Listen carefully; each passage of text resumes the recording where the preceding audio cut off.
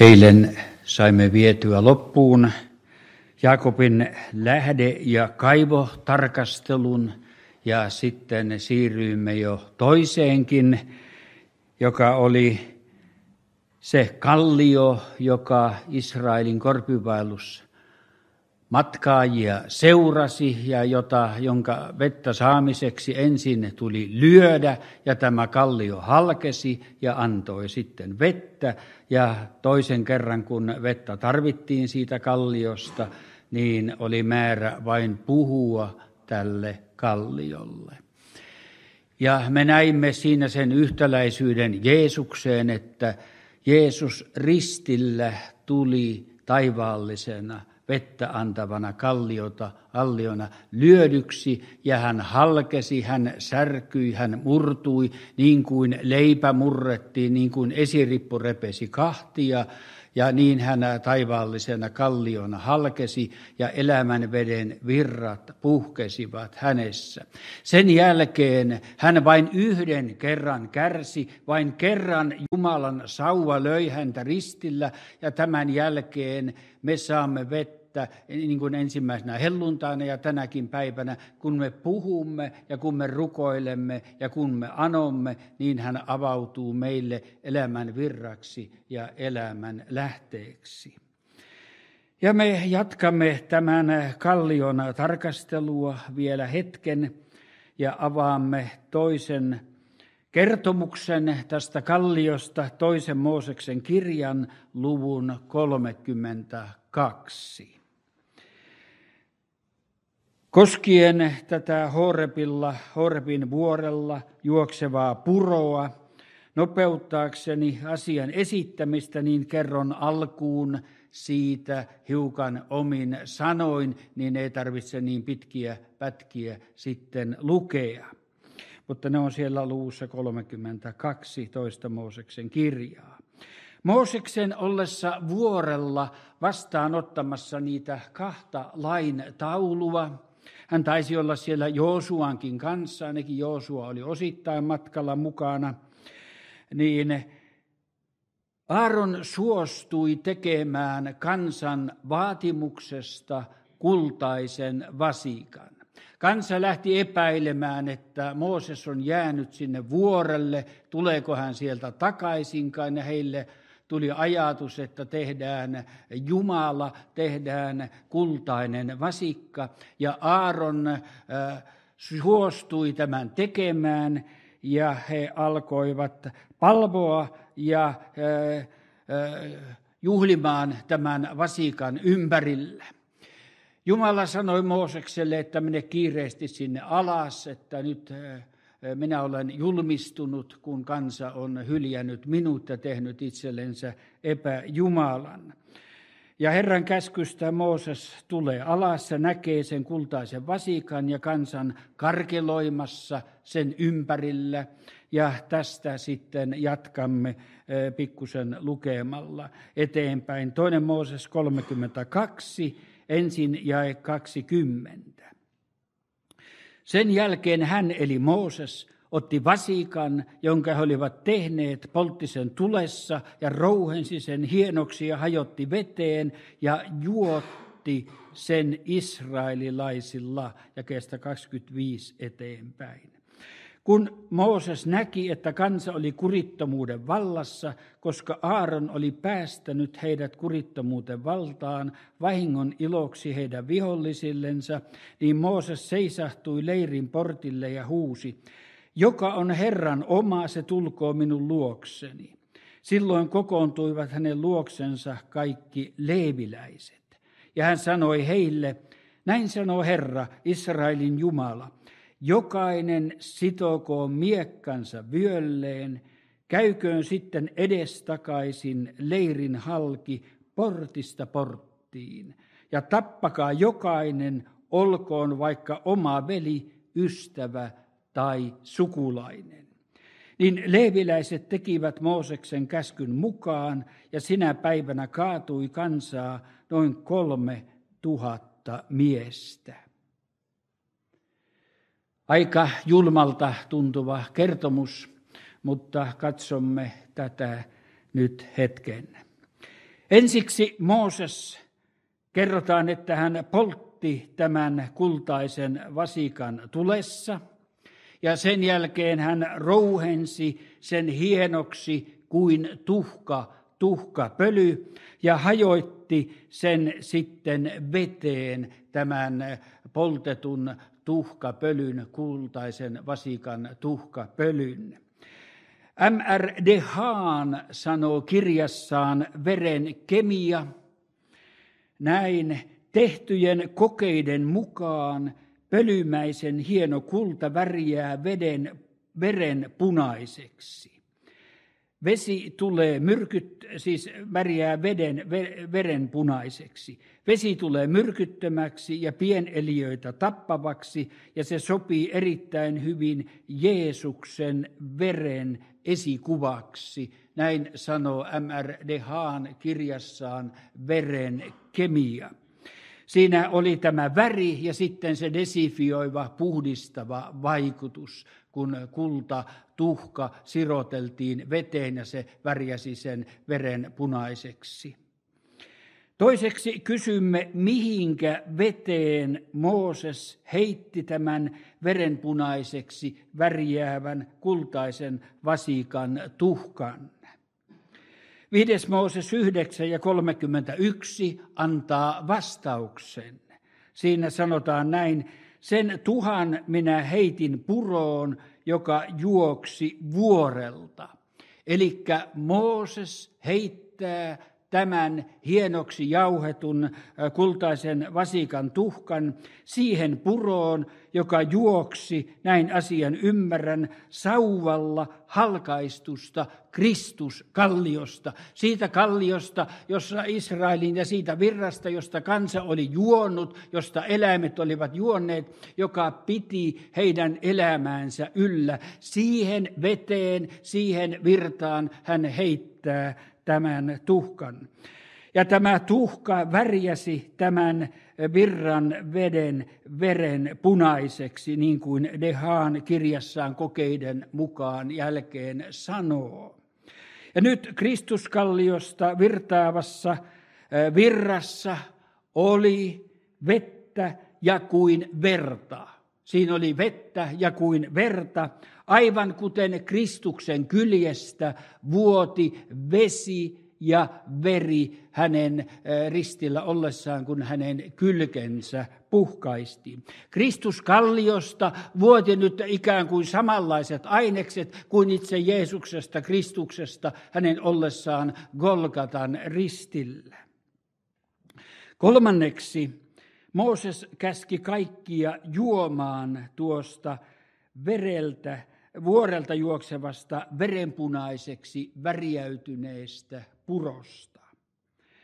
Ja on täysin selvää, että joksikin aikaa tämä punainen väri värjäsi juojiensa huulet, merkkasi ne henkilöt, jotka olivat juoneet tuosta purosta.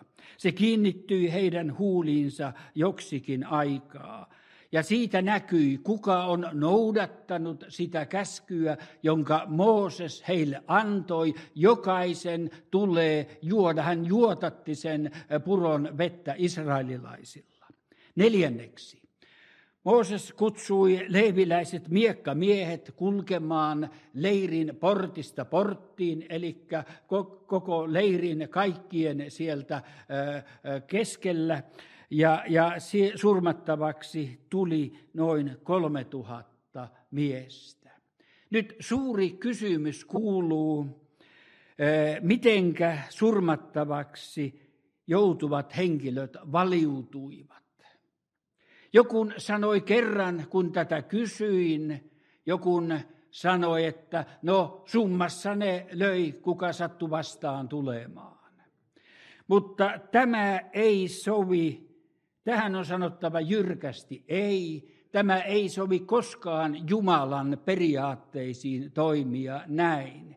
Ei Jumala huido miekalla, summan mutikassa, kuka sattuu vastaan käveleen, niin se lävistetään, vaan toiset ovat Jumalan periaatteet. periaatteet. Jumala on tuomioissaankin tarjoaa ensin armollista sovinnon mahdollisuutta, ja joka ei ota sitä sovinnon mahdollisuutta vastaan, hän joutuu tuomittavaksi, eikö näin? Aina se menee näin päin.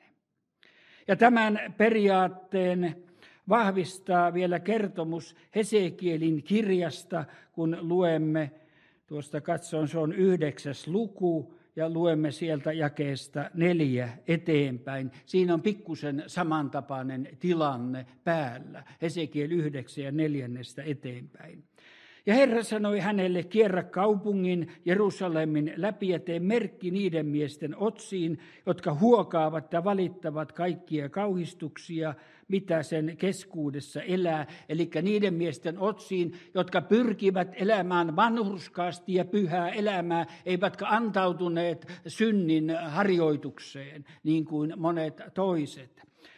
Ja niille toisille hän sanoi minun kuultani, kiertäkää kaupungin läpi hänen jäljessään ja surmatkaa, älkää säälikö, älkääkä armahtako, tappakaa tyyten vanhukset, nuorukaiset, neitsyöt, lapset ja vaimot, mutta älkää koskeko mihinkään, kehenkään, jolla on otsassaan merkki, ja aloittakaa minun pyhäköstäni.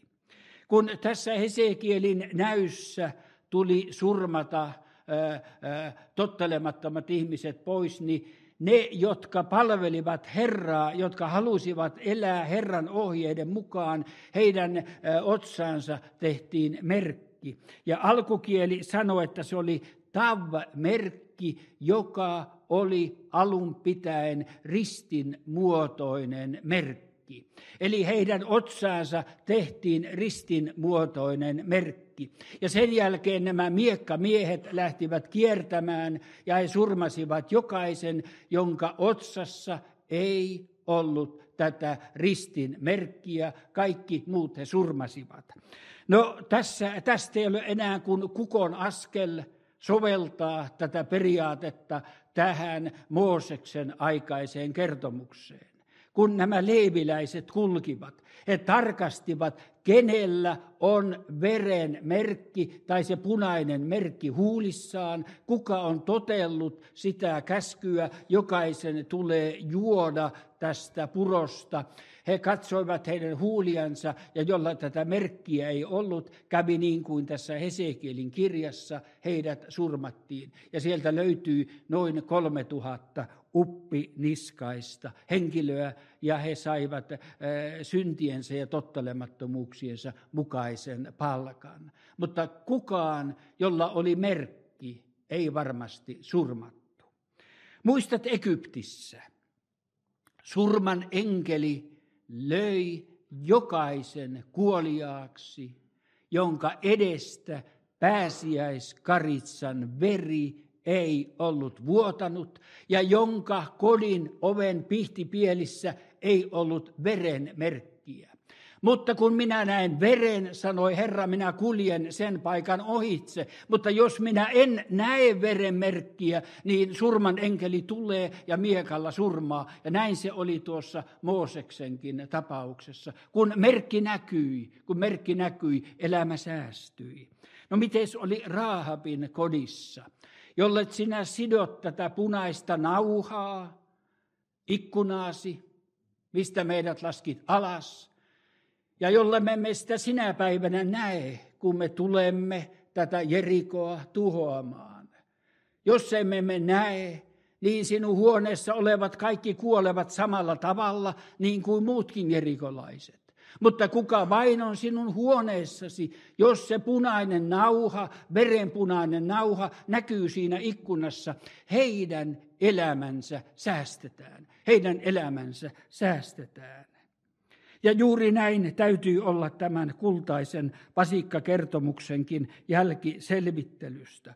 Purosta juominen jätti merkin heidän huuliinsa, ja miekkamiehet surmasivat tämän jälkeen jokaisen, jolla tätä merkkiä ei ollut, jokaisen, joka oli ollut tottelematon Jumalan määräystä ja sanaa kohtaan. Ja tänä päivänä on periaatteessa voimassa aivan tämä sama periaate. Ei me eräällä tavalla eletä ikään kuin erilaisessa aikakaudessa. Sama periaate on voimassa vielä tänä päivänäkin. Luetaanpa Johannes 6, 53-56. Johanneksen evankeliumin 6. luku jakeesta 53 eteenpäin. Niin Jeesus sanoi heille, totisesti, totisesti minä sanon teille, ellette syö ihmisen pojan lihaa ja juo hänen vertansa, ei teillä ole elämää itsessänne. Joka syö minun lihaani ja juo minun vereni, sillä on iankaikkinen elämä, ja minä herätän hänet viimeisenä päivänä. Sillä minun lihani on totinen ruoka, ja minun vereni on totinen juoma. Joka syö minun lihani ja juo minun vereni, se pysyy minussa, ja minä hänessä. Niin se on tänä päivänäkin. Jokainen, joka kieltäytyy juomasta ja nauttimasta Kristuksen verta, turvautumasta tähän vereen. Hänelle käy aivan samoin, kun kävi siellä kultaisen vasikan yhteydessä. Jumalan miekka eräänä päivänä lyö, eikä hän pääse perille, eikö näin? Tai hänelle käy niin kuin Egyptissä, että surman enkeli tulee ja lyö. Tai hänelle käy niin kuin Jerikossa, että israelilaiset miekkamiehet tulevat ja surmaavat heille. Kristuksen veri, se ikään kuin meidän huulissamme, merkkinä. Me olemme juoneet, me olemme verellä pestyjä, me olemme nauttineet hänen ruumistaan ja hänen vertansa. Se takaa meille tänä päivänä iankaikkisen elämän, ei mikään muu. Näin mielenkiintoinen kertomus löytyi Vanhan testamentin lehdillä, ja kun me sitä hiukan tulkitsimme muiden raamatun paikkojen valossa ja avulla, niin se sai mielestäni aivan loogisen ja hyvän selityksen. Sitten otamme kolmannen tapahtuman, joka liittyy mielestäni edellä kerrottuun halkaistuun Kristuskallioon ja sen halkeamaan. Ja luetaanpas sitten toisen Mooseksen kirjan luvusta 33 jakeesta 18 eteenpäin. Silloin hän sanoi, siis Mooses, anna siis minun nähdä sinun kirkkautesi. Ja hän vastasi, minä annan kaiken ihanuuteni käydä sinun ohitsesi ja huudan nimen Herra sinun edessäsi, ja minä olen armollinen, kenelle olen armollinen, armahdan, ketä armahdan. Ja hän sanoi vielä, sinä et voi nähdä minun kasvojani, sillä ei kukaan, joka näkee minut, jää eloon. Silloin Herra sanoi, katso, tässä on paikka minun läheisyydessäni, astu tuohon kalliolle. Ja kun minun kirkkauteni kulkee ohitsesi, asetan minä sinut kallion rotkoon, eli tällaisen halkeamaan, ja peitän sinut kädelläni, kunnes olen kulkenut ohitsesi. Ja kun minä sitten siirrän pois käteni, näet sinä minun selkäpuoleni, mutta minun kasvojani ei voi kenkään katsoa. Tässä on paljon sitä, mihinkä me emme tartu, emmekä puutu, vaan sen me tästä näemme, että kukaan ihminen ei itsessään kestä Jumalan pyhyyttä. Kukaan ihminen ei itsessään kestä Jumalan pyhyyttä. Jeesuskin sanoi Johannes 1 ja 18, ei kukaan ole Jumalaa milloinkaan nähnyt. Ainoastaan ainokainen poika, joka on isän helmassa, on hänet ilmoittanut. Jumalan pyhyyden läsnäolossa meidänkin tulee olla kätkettynä mihinkä Kristukseen. Hän on se vuoren onkalo, se halkaistu kallio, johonka me voimme kätkeytyä, jossa suojassa ollen me voimme kestää Jumalan pyhyyden. Ei ole mitään muuta paikkaa eikä mitään muuta mahdollisuutta. Ja sen tähden sanotaankin, että pukekaa päällenne Herra Jeesus Kristus. Se on asettumista tämän Mooses-kertomuksen pohjalta Kristus kallioon, sinne peittäytymistä, sinne kätkeytymistä ja siellä suojapaikassa, turvapaikassa ollen me voimme kestää Jumalan pyhyyden ja me voimme nähdä hänet eräänä päivänä kasvoista kasvoihin ja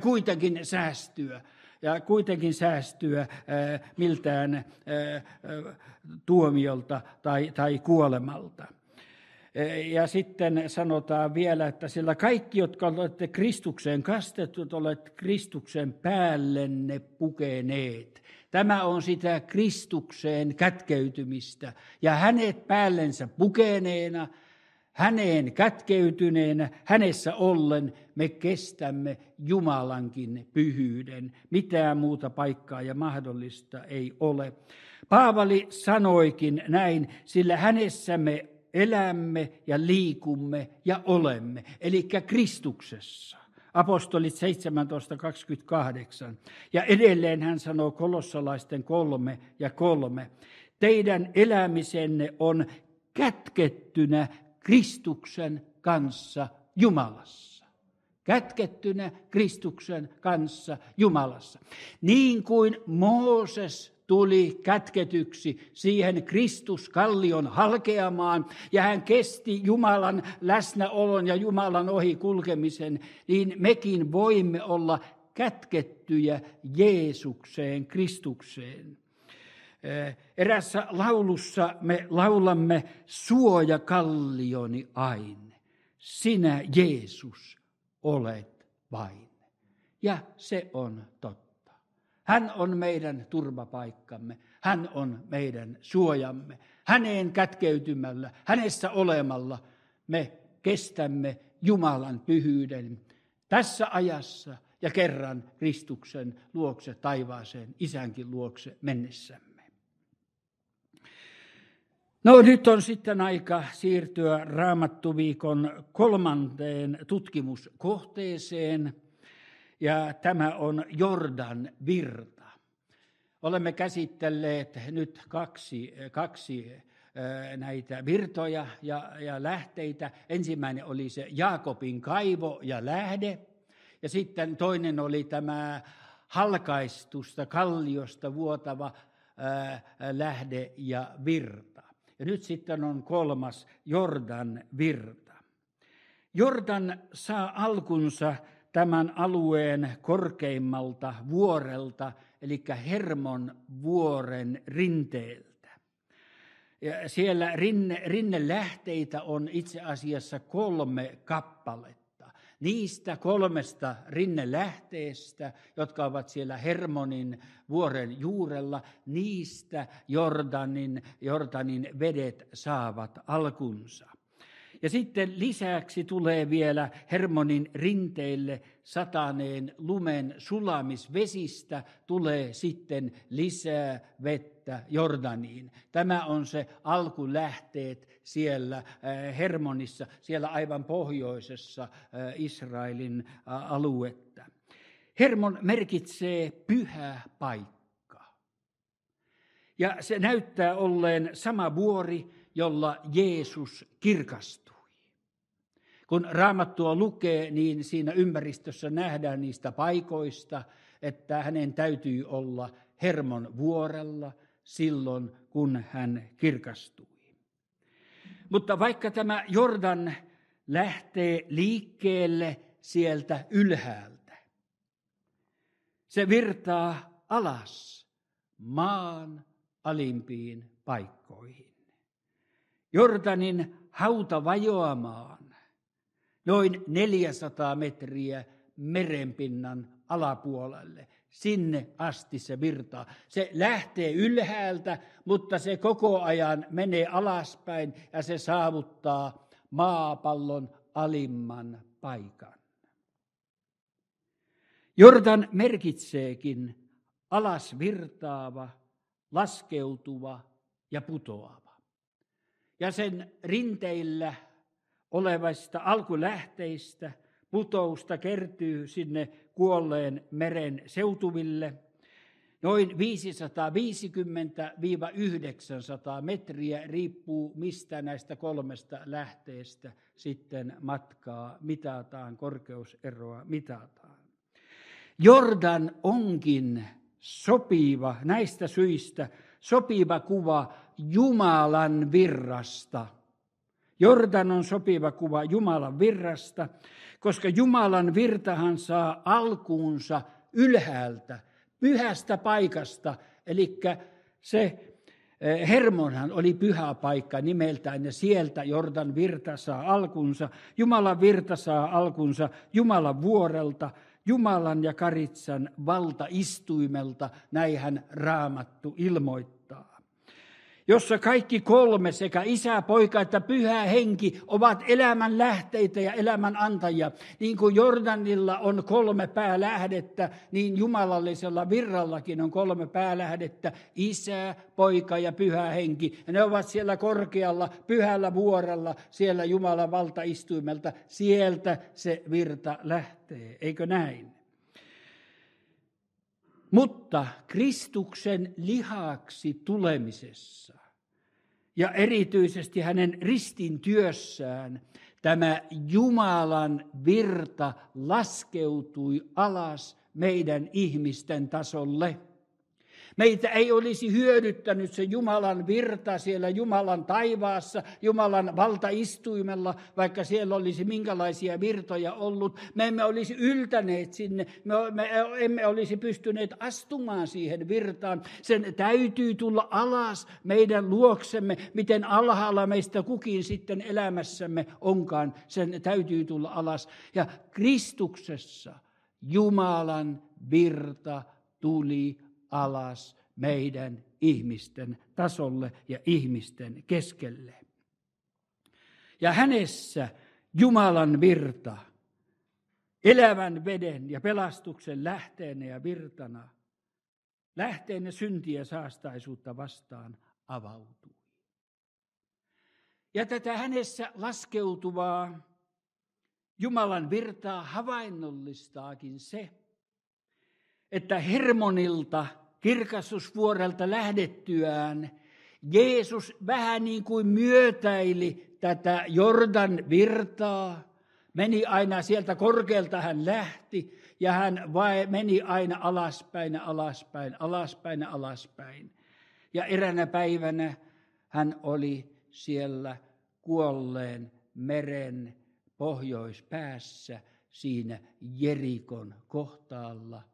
Ja siitä hän menee sitten Jordanin ylitse ja jatkaa matkaansa Jerusalemiin tullakseen ristiin naulituksi sinä pääsiäisenä.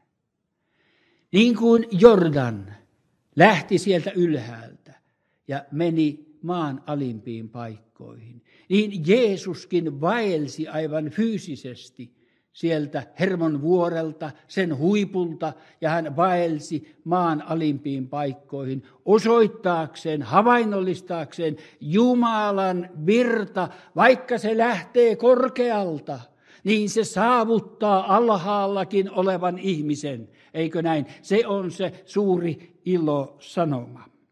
Hänessä Jumalan virta tavoitti ja tavoittaa syvimpäänkin vajonneen ihmisen. Mitä Paavali sanoo? Hän oli syntisistä suurin. Mutta Jumalan virta tuli niin alas, että Paavalikin pelastui. Sai astua siihen virtaan. Se virta tavoitti Paavalin. Ja Jerikossa ollessaan viimeistä kertaa, juuri ennen ristiin naulitsemistaan, hän tapaa siellä Sakkeuksen, joka oli juutalaisten mielestä suuri syntinen. Syntisen luokse hän meni majailemaan. He sanoivat, Jumalan virta Kristuksessa tuli alas. Pelastuksen virta tuli alas. Muistat myös, miten Hesekielin luvussa 47, siinä kun temppelin kynnyksen alta virta virtasi, niin mihinkä se virtasi? Se virtasi alas Suolamereen, eli kuolleeseen mereen. Se on Jumalan periaate, että vaikka se lähtee Jumalan pyhyydestä, niin se Kristuksessa tulee alas ja saavuttaa meidät. Mitä tapahtui Jordanille pääsiäisen aikaan? Hermonin rinteille pitkin talvea satanut valkoinen puhdas lumi alkoi yhä kovenevassa auringonpaahteessa sulamaan. Ja noiden 3 lähdeveden joukkoon tuli sulamisvesiä. Ja Jordanin pinta pääsiäistä lähestyessä alkoi aina nousemaan ja nousemaan, nousemaan ja nousemaan. Paahde kävi aina kovemmaksi ja kovemmaksi.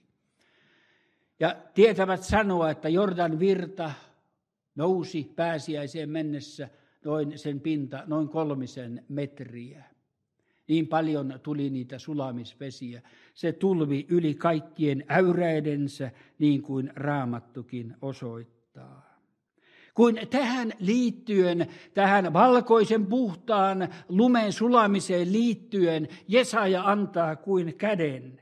Jesaja 55, 10 ja 11. Sillä niin kuin sade ja lumi, joka taivaasta tulee, ei sinne palaja, vaan kostuttaa maan. Niin on myös minun sanani, joka minun suustani lähtee. Mihinkä Jesaja tai Herra Jesajan kautta vertaa satanutta valkoista puhdasta lumea, joka sulaa vedeksi, Jumalan sanaan, joka virvoittaa, muuttuu vedeksi, kostuttaa ja tekee maan hedelmälliseksi. Juuri tämä tapahtui siellä Hermonin rinteillä yhä kiihtyvällä tahdilla pääsiäisen aikaan. Kun sinä katsot Golgatalle, niin näet, miten taivaasta alas satanut hohtavan, valkoinen, puhdas Jumalan sana, Jeesus Kristus, alkoi sulamaan. Jumalan vihan ja kärsimyksen pätsissä. Kärsimyksen helteessä muuttuen Jumalan virraksi ja lähteeksi. Ja kun näet roomalaisen sotilaan puhkaisevan hänen kylkensä, näet, Jumalan virta, taivaallinen Jordan on puhkaistu kuohumaan. Se on puhkaistu kuohumaan. Jumalan polttava aurinko on tehnyt tehtävänsä. Lähde on puhkaistu tässäkin mielessä. Virta on kuohuva. Ja tämä lähde, Jumalan virta, taivaallinen virta, on avattu meitä syntisiä varten. Nyt nostan esiin joitakin Jordan virtaan liittyviä tapahtumia. Ensinnäkin Johannes Kastajan toiminta Jordan virralla. Me muistamme, kuinka Johanneksen suusta kaikui siellä Jordanilla, tarkemmin sanoen sen itärannalla. Palaan siihen hetken päästä. Tehkää parannus, sillä taivasta valtakunta on tullut lähelle. Kaikui terävä parannussaarna. Ja hän joillekin aivan yksilöi ja sanoi, mitä heidän tulee tehdä, mitä heidän ei tule tehdä. Hänen sanansa olivat kohtikäyviä, ne osoittivat synnin synniksi ja ne vaativat parannuksen tekemistä. Tämä parannussaarna tulisi kaikua voimakkaasti meidänkin kauttamme tänä päivänä. Sama, mikä Johannes Kastajalla oli. Sama parannussaarna tulisi kaikua meidänkin kauttamme. Tämän jälkeen Johannes kastoi Jordanissa ne, jotka tunnustivat syntinsä, mutta ei ketään muita. Ei ketään muita, paitsi synnittömän Jeesuksen tietysti. Mutta ei ketään muuta, vain parannuksen tekemisen ja synnin tunnustamisen jälkeen hän kastoi heidät Jordan virrassa. Ja siellä hän osoitti lisäksi Katso Jumalan karitsa, joka ottaa pois maailman synnit, eikö näin? Siellä hän osoittaa 2 eri kertaa peräkkäisinä päivinä, osoittaa varmaankin sormellaan, katso Jumalan karitsa, joka ottaa pois maailman synnin. Ja hän osoittaa ja kertoo, Jeesus kastaa pyhällä hengellä ja tulella. Johannes Kastajan kautta saatu sanoma Jordanilta on siis tämä: julista synti synniksi. Julista parannusta ja kasta vain ne, jotka ovat tunnustaneet syntinsä. Se on Johannes Kastajan opin mukaista toimintaa. Ja osoita ja julista, Jeesus Kristus on Jumalan karitsa. Jeesus Kristus täyttää pyhällä hengellä ja tulella. Tässä on meillekin paljon saarnan ja julistamisen aihetta. Se on Jordanvirran sanomaa Johannes Kastajan kautta meille tänä päivänä. Toinen kertomus, johonka menemme, löytyy 2 Samuelin kirjan luvuista 15 ja 16, ja sitten loppu siitä tarinasta kerrotaan luvussa 19. Jälleen olisimme pitkän rupeaman edessä, jos me lähtisimme lukemaan niitä kaikkia jakeita. Me joutuisimme olemaan täällä 8 asti vähintäänkin, mutta kertoilen tätä tapahtumaa. Olen sen lukenut moneen kertaan lävitse, koska kertomus on itsessään niin pitkä. Daavidin ollessa kuninkaana Absalom varasti israelilaisten sydämet valheella ja viekkaudella. Ja hän alkoi touhuamaan niin, että Daavid syrjäytetään ja hänet julistetaan kuninkaaksi. No, tästä oli seurauksena se, että Daavid joutui jättämään palatsinsa. Hän joutui kapinan seurauksena lähtemään pakoon Jerusalemista. Ja Raamattu kertoo, että hän kulkee itkien Kitronin laakson kautta omalle kärsimystielleen, Via Dolorosalleen. Ja tämä hänen rinnalleen ilmestyy tällä kärsimystiellä Siimei-niminen mies, joka kiroilee ja viskelee kivillä Daavidia. Vaikka Daavidin rinnalla ovat kaikki sotaurhot, kaikki voimamiehet, niin tämä kiroilija Siimei uskaltaa kiroilla kulkea hänen rinnallaan ja heitellä kivillä ja soralla Daavidia ja halveksia ja kiroilla häntä. Daavid ottaa hämmästys tämän kirouksen vastaan, jopa sanoin, jos hän kiroilee ja jos Herra on käskenyt häntä kiroille Daavidia, niin kuka voi sanoa, miksi teet niin? Daavid alistui kirottavaksi ja kivillä heitettäväksi, haavoitettavaksi mieheksi kiroilija Siimein toimesta. Aivan vastaavasti syntiin lankeemuksessa tapahtui kapina. Kristus kuninkaana syöstiin vallasta syntiinlankeemuksen seurauksena. Ja ihmiskunta otti toisen kuninkaan itselleen, tämän maailman ruhtinaan.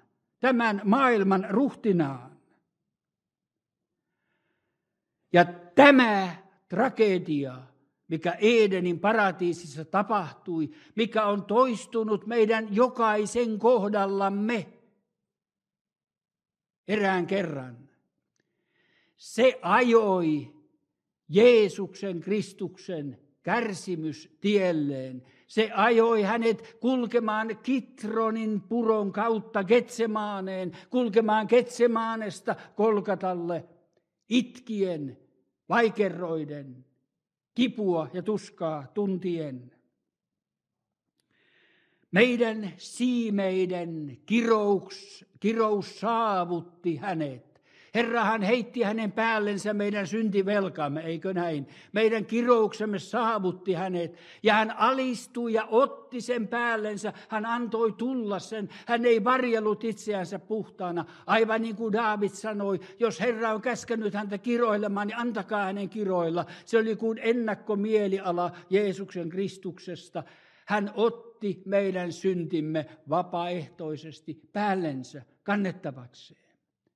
Me haavoitimme hänet. Me olimme niitä siimeitä, jotka kuljimme hänen rinnallaan, kivitimme, sadatimme ja kiroilimme häntä.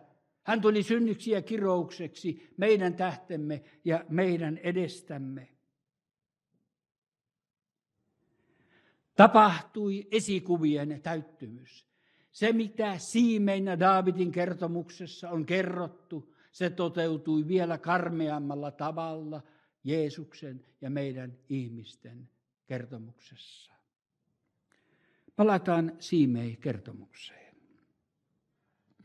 Kun myöhemmin sitten tämä kapinoitsija Absalom ja hänen joukkonsa oli kukistettu, ja Daavid oli palaamassa voittajana sieltä Jordanin itäpuolelta, Jordanin rannalle, ja hän on astumaisillaan Jordanin veteen ylittääkseen sen ja mennäkseen sinne oikealle puolelle, missä Jerusalemkin on, missä hänen palatsinsa on, missä hänen kansansa on. Juuri kun hän on astumaisillaan, kiiruhtaa eräs mies kauhealla vauhdilla, heittäytyy Daavidin jalkojen juureen, tunnustaa syntinsä, tuntee syntinsä, tunnustaa syntinsä ja pyytää armahdusta Daavidilta. Kuka hän on?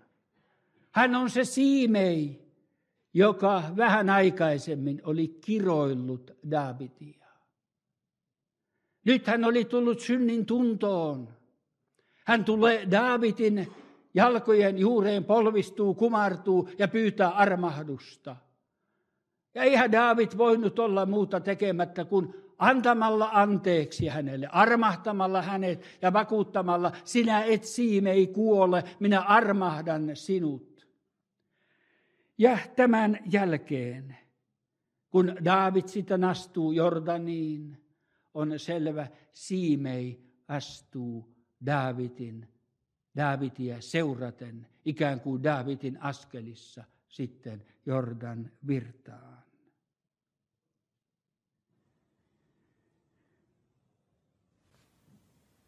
Kysyisin, missä se Siimein armahtaminen tapahtuikaan? Aivan Jordan virran rannalla. Ja sitten heti astuttiin Jordan virtaan. Tämä kertoo meille sen, kuinka pelastus ja uskontulo ja kaste liittyvät läheisesti ja kiinteästi Raamatun mukaan toinen toisiinsa. Samalla kun tullaan uskoon ja pelastutaan, niin samalla Raamatun esimerkin mukaan tulisi ottaa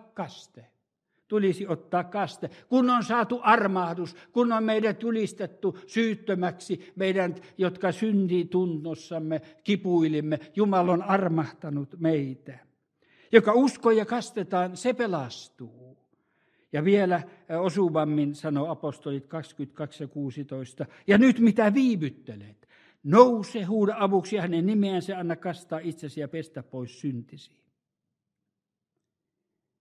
Tässä ne esikuvat on havainnollisia, kiistattomia, suuria periaatteita.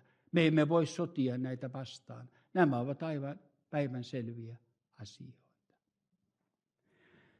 Palataan vielä Siimei-kertomukseen. Armahtamisen ja Jordanin ylittämisen jälkeen Siimein tuli rakentaa itselleen talo Jerusalemiin. Se on Sionin kalliolle. Jerusalem oli perustettu Sionin kalliolle. Hänen tuli Sionin kallio perustukselle rakentaa talo.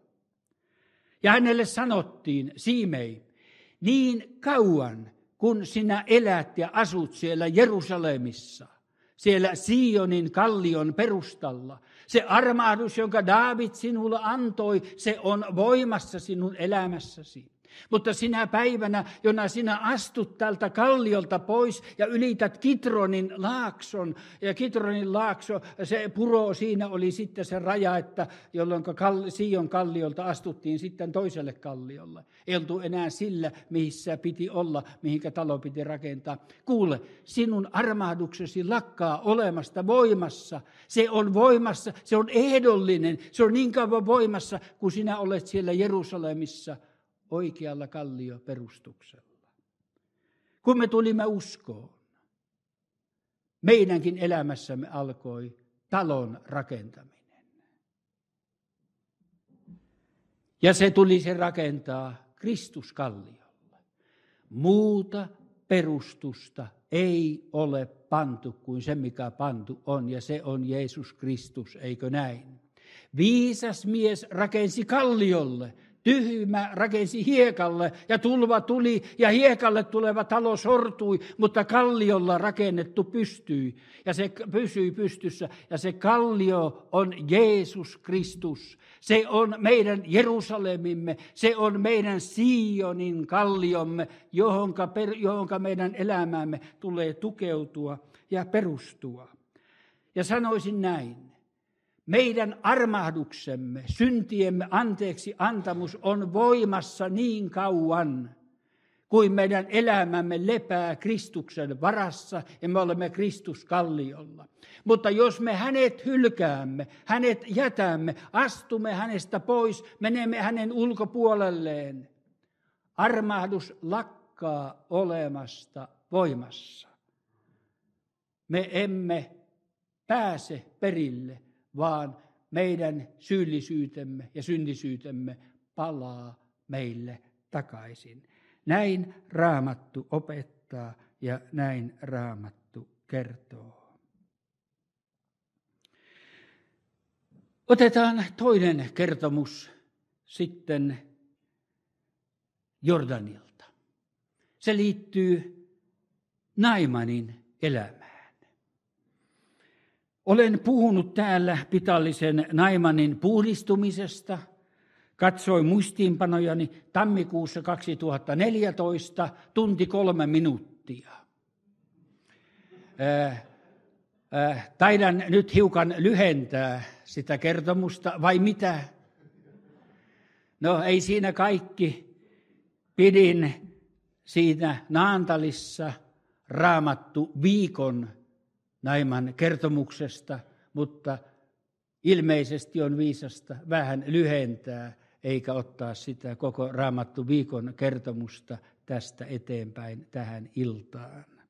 Eli koitan tiivistetysti sanoa jotakin. Aramin eli Syyrian sotapäällikkö Naiman sairasti pitalitautia. Ja tuohon aikaan pitalitauti johti usein kuolemaan. Siihen ei ollut lääkkeitä eikä sitä vastaan pystytty taistelemaan. Se monesti vei mennessään, kun pitalitauti tarttui. Kun pitali tuli, se oli melkein kuin kuoleman tuomion olisi saanut. Pitali onkin yksi havainnollisin sairaus synnistä, mitä Raamatusta kaikkiaan on. Siitäkin me voisimme puhua aika paljon Pitalin ja synnin yhtäläisyydestä. Se on hämmästyttävän suuri. Juuri mikään, ei sokeuskaan vedä sille vertoja, eikä mykkyys, eikä kuurous, eikä mikään, vaan melkein kaikkein monipuolisin on tämä Pitali. Mutta me emme nyt voi siihenkään mennä tänä iltana. Lupasin lyhentää puhettani siitä. Vangiksi otetun pienen israelilaistytön rohkean todistuksen kautta Naiman sai viestin. Israelissa on profeetta, joka voisi parantaa hänen pitalinsa. Tyttö, vaikka oli ryöstetty Israelin maalta Naimanin joukkojen toimesta, ei ollut vahingon iloinen ja ajatellut, että siitäpähän Naiman saa, kun minut ryösti, niin kuolkoon, se on hänen palkkansa, Jumala kostaa pahalle, aamen, minä sanoisin tähän, se olisi voinut näin ajatella, mutta ei, rakkaus ei muistele kärsimäänsä pahaa, eikö näin? Muistakaamme tämä omassa elämässämme. Vaikka meitä loukataan, älkäämme koskaan loukkaajallekaan toivoko mitään pahaa, vaan Jumalan siunausta. Siunatkaamme oikealle ja vasemmalle. Se on meidän tehtävämme. Siihen meidät on kutsuttu. Naiman lähtee liikkeelle. Hän ohjautuu ensin väärään paikkaan sinne kuninkaan hoviin, koska olihan se inhimillinen käsitys, että no se suuri mies siellä Israelissa sen terveyden pystyy antamaan, mutta sitten hänet ohjattiin profeetta Elisan luokse, eli oikealle paikalle. Ja tästä jatkamme lukemalla 2. kuningasten 5:9 jakeesta eteenpäin. Niin Naiman tuli hevosinen ja vaunuineen ja pysähtyi Elisan talon oven eteen. Ja Elisa lähetti hänen luokseen sanansaattajana, käski sanoa, mene ja peseydy 7 kertaa Jordanissa, niin lihasi tulee entisellensä ja sinä tulet puhtaaksi. Mutta Naiman vihastui ja meni matkaansa sanoen, katso, minä luulin hänen edes tulevan ja astuvan esiin ja rukoilevan Herran Jumalansa nimeä, heiluttavan kättänsä sen paikan yllä ja niin poistavan pitaalin. Eivätkö Damaskon virrat, Apane ja Parpar ole kaikkia Israelin vesiä puhtaammat? Voisinä minä yhtä hyvin peseytyä niissä tullakseni puhtaaksi. Ja hän kääntyi ja meni tiehensä kiukustuneena. Naimanin saavuttua Elisan talolle, häntä ei päästetty sisälle. Ei, Elisa ei avannut oviansa sisälle. Eikä Elisa mennyt edes itse tapaamaan tätä Naimania, tätä itsessään suurta miestä, vaan lähetti palvelijansa hänen luokseen välittämään Herran sanan Naimanille. Oli siinä nöyryytystä kerrassaan, ei sisälle. Ei itse. Minä luulin hänen itse tulevan, sanoo Naimankin, mutta ei tullut. Lähetti palvelijansa, nöyryytti suurta miestä, mahtavaa miestä. Ja niinpä Naiman loukkaantuikin tähän kaikkeen. No ei sisälle ja palvelijan vain lähetti. Ja mistä puhui? Puhui tuosta Jordan virrasta. Minä halveksin koko Jordan virtaa. Minun maassa on parempia virtoja, kirkkaampia virtoja, suurempia virtoja. Minähän voisin niissä mennä ja peseytyä. Minulla on mahtavammat reseptit omassa mielessäni. Ja hän lähtee pois kiukustuneena. Tänä päivänä moni reagoi ristin sanomaan samalla tavalla kuin Naiman reagoi tuona päivänä, eikö näin? On kyllä halua parantua ja puhdistua, jopa päästä taivaaseenkin. Mutta julistettu ristin sanoma ei kelpaa. Se ei kelpaa. Se on niin halveksittu. Ihmisillä on parempia konsteja mielessään, joilla he korjaavat elämänsä, joilla he saavuttavat iankaikkisen elämän. Ristin sanoma on hullutusta heille. Se on loukkauskivi ja loukkauskallio. Mutta tämä ei ollut Naiman kertomuksen loppu. Se ei päättynyt näin surullisesti. Eikä tämä saisi olla kenenkään henkilökohtaisen elämän kertomuksen loppu. Että loukkaantuneena lähdetään pois Jumalan sanaan ja Jumalan suunnitelmiin. Naiman sai armon mennä itseensä, nöyrtyä, kääntyä ja mennä Jordanille. Sitten luemme 14 jakeen, sitä 5. lukua. Niin hän meni ja sukelsi Jordaniin 7 kertaa, niin kuin Jumalan mies oli sanonut, ja hänen lihansa tuli entisellensä pienen pojan lihan kaltaiseksi, ja hän tuli puhtaaksi. ja hän tuli puhtaaksi. Jordan virrassa peseytyminen puhdisti Naimanin pitallisen olemuksen. Virta huuhtoi kaiken lian ja saastan pois hänestä. Ja voidaan ajatella, koska se oli virtaava virta, mihinkä se vei sen huuhtomansa lian ja saastan. Se meni sinne veden mukana kohden kuollutta merta ja ajan ollen, niin se meni sinne kuolleeseen mereen ja pajosi sinne pohjaan. Näin voidaan ajatella. Eikö näin? Sinne se kulkeutui ja meni. Mitä Miika sanoo? Kaikki heidän syntissä sinä heität meren syvyyteen. Se on kuin kädenanto tälle Naiman kertomukselle. Näinhän tässäkin tapahtui. Ja jos siellä, mihinkä Jaakob kätki Siikkemissä tammen alle epäjumaletta pakanalliset korvakorut, jos siinä tulee lukea lappu, kaivaminen kielletty, niitä ei saa ottaa sieltä enää käyttöön eikä takaisin, niin tässä kohti varmaan lukee, että onkiminen kielletty. Onkiminen kielletty. Ei saa onkia sitä, mikä on kerran saasta ja lika lähtenyt. Antaa sen olla siellä. Ei kaivella sitä esille. Mitä tämä tahtoo sanoa? Minkä Jumala on puhdistanut ja antanut anteeksi. Anna sinäkin anteeksi. Äläkä kaivele ja muistele niitä enää vuosien päästä. Semmoinen ja semmoinen se oli. Ja sitä se teki. Anna anteeksi. Jumalakin antaa anteeksi. Älä kaiva, älä ongi. No kuinka Naimanin peseytyminen ja puhdistuminen tapahtui? Hän meni ja sukelsi Jordaniin. Naiman sukelsi Jordaniin.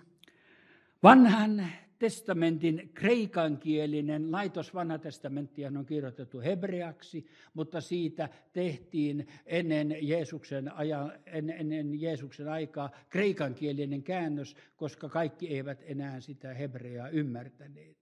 Ja sitä sanottiin Septuagintaksi, ja se oli Jeesuksen opetuslasten ja Jeesuksen ajan raamattu, koska ne lainaukset, mitä he vanhasta testamentista ottavat, ne on suurelta osalta Septuagintasta otettuja, eli he lainasivat, ja se oli heidän raamattunsa.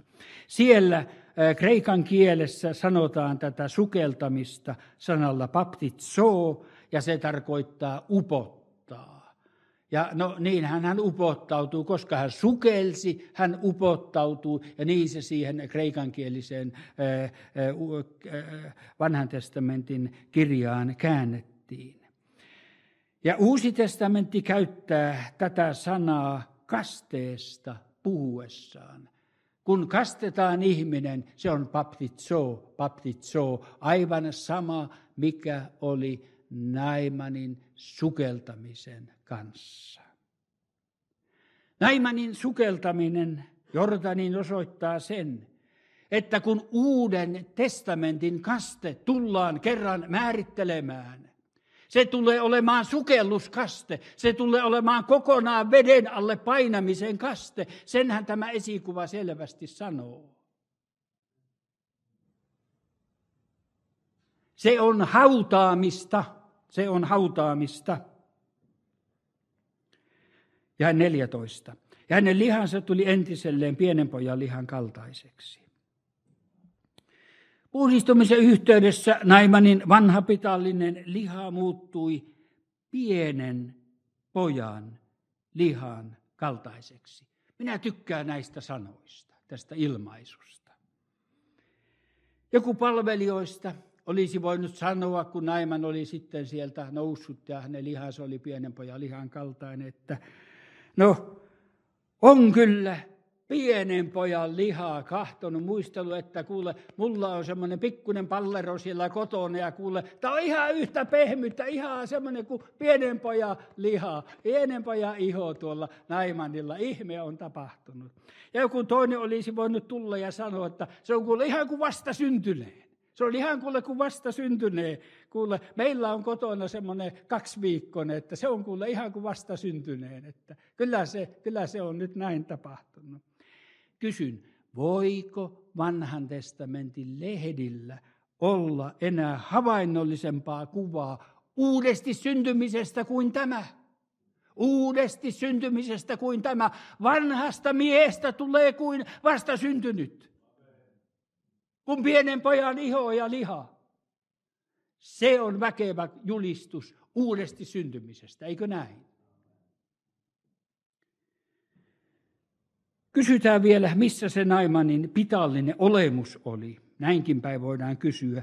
Se sai haudan Jordanissa. Sinne se jäi, eikö näin? Ja tilalle nousi uusi ja puhdas luomus. Kasteessa tapahtuu juuri näin. Vanha ihminen haudataan ja uusi nousee tilalle.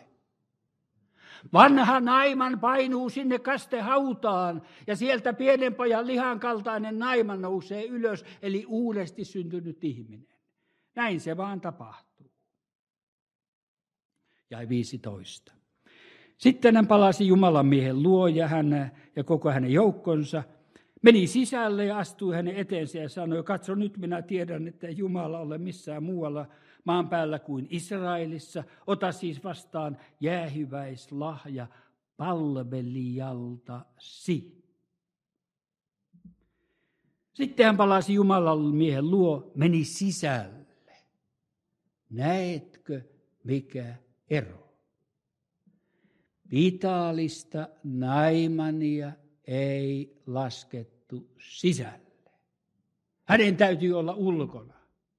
Syntinen ei voi tulla Jumalan seurakuntaan. Elisan talo, Jumalan miehen talona, on kuva seurakunnasta. Se on kuva seurakunnasta. Vasta Jordan kokemuksen jälkeen ihminen voi tulla sisälle Jumalan seurakuntaan. Elisan taloon, taivaallisen Jumalan miehen Jeesuksen Kristuksen taloon, joka on seurakunta.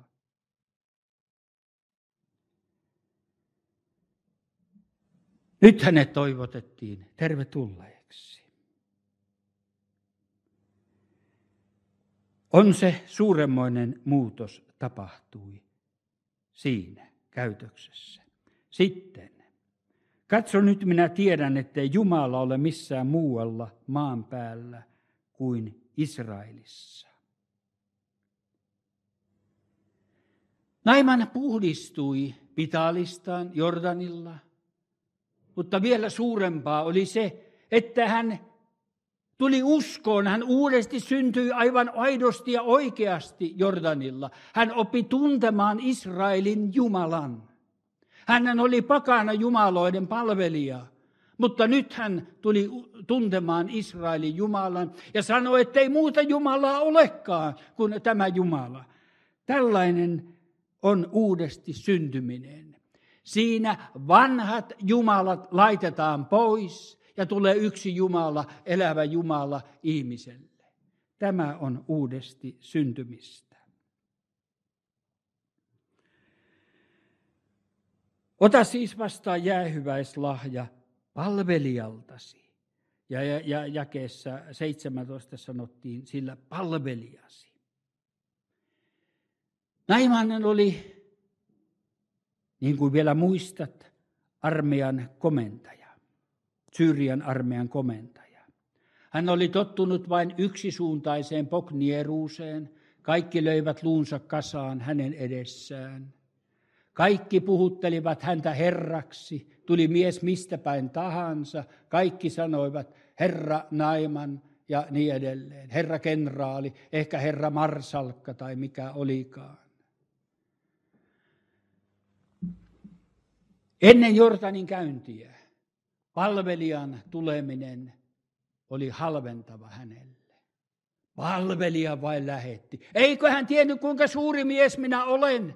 Minun edessä lyödään luut kasaan. Miksi hän lähetti vain palvelijansa? Ja hän loukkaantui. Mutta Jordanilla oli tapahtunut muutos. Nyt hän nimittää itseänsä Elisan palvelijaksi. Nyt hän nimittää itseänsä Elisan palvelijaksi, sillä palvelijasi, jae 17, ja siinä myös jakeessa 15, palvelijaltasi. Se, mikä ennen oli hullutusta hänelle, olikin nyt suurta viisautta. Se, mikä ennen oli loukkausta, olikin nyt tullut tavoiteltavaksi asiaksi hänen elämässään. Uudesti syntymisessä mekin saamme Naimanin tavoin toisen luonnon, Kristuksen mielen laadun, halun tulla Kristuksen kaltaiseksi, halu olla hänen palvelijansa. Se, mikä ennen oli halveksittavaa, on nyt kunnioitettavaa, eikö näin? Ja se, mikä ennen oli hullutusta, onkin nyt viisautta. Näin uudesti syntyminen muuttaa kaiken. Päätän tänä iltana puheeni tähän ja sunnuntaina sitten vielä jatkamme kello 11 kokouksessa. Jumala teitä siunatkoon runsaasti. Amen. Amen.